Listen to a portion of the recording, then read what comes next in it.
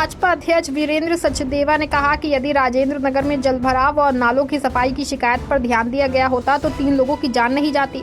सचदेवा ने कहा कि दिल्ली सरकार और नगर निगम अपनी जिम्मेदारी से भाग नहीं सकते हैं। मुखर्जी नगर स्थित कोचिंग सेंटर में आग की घटना के बाद यदि सख्ती होती तो 3 लोगों की जान नहीं जाती। दिल्ली के ओल्ड राजेंद्र नगर में एक कोचिंग संस्थान के बेसमेंट में पानी भरने से 3 छात्रों की मौत का मामला गरमाया हुआ है। इस घटना के विरोध में करोल बाग मेट्रो स्टेशन के पास सैकड़ों की संख्या में छात्र जमा हुए हैं। इस घटना को लेकर छात्रों का गुस्सा फूट पड़ा है और भारी संख्या में छात्र करोल बाग मेट्रो स्टेशन पर प्रदर्शन किया। प्रदर्शनकारी छात्रों ने वी वांट जस्टिस के नारे लगाए। वहीं पुलिस छात्रों को सड़क से हटा रही है। कांग्रेस की केदारनाथ प्रतिष्ठा यात्रा 5वें दिन रविवार को कीर्ति नगर पहुंची। इसके बाद यात्रा ने श्रीनगर में प्रवेश किया। इस दौरान कांग्रेसियों ने यात्रा का स्वागत किया। सोमवार सुबह यात्रा रुद्रप्रयाग के लिए रवाना होगी।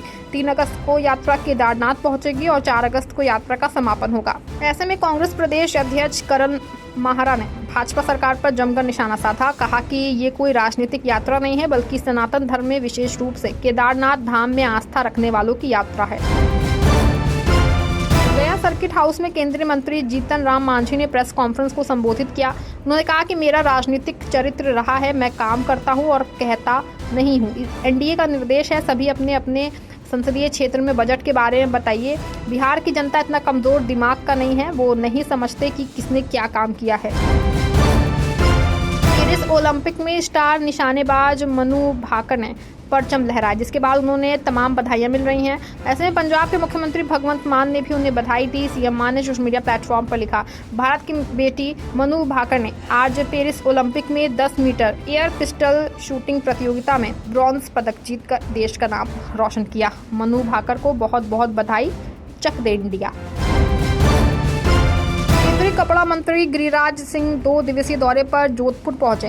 National institute of fashion technology के एक कार्यक्रम में वो बतौर मुख्य अतिथि शामिल हुए। NIFT में ही केंद्रीय मंत्री गिरिराज सिंह ने प्रधानमंत्री नरेंद्र मोदी के मन की बात सुनी। उन्होंने इस दौरान विवादास्पद बयान देते हुए कहा कि घूंघट प्रथा पर तो उनकी जुबान खुल जाती है, लेकिन हिजाब और बुर्खे पर उनकी जुबान नहीं खुलती है।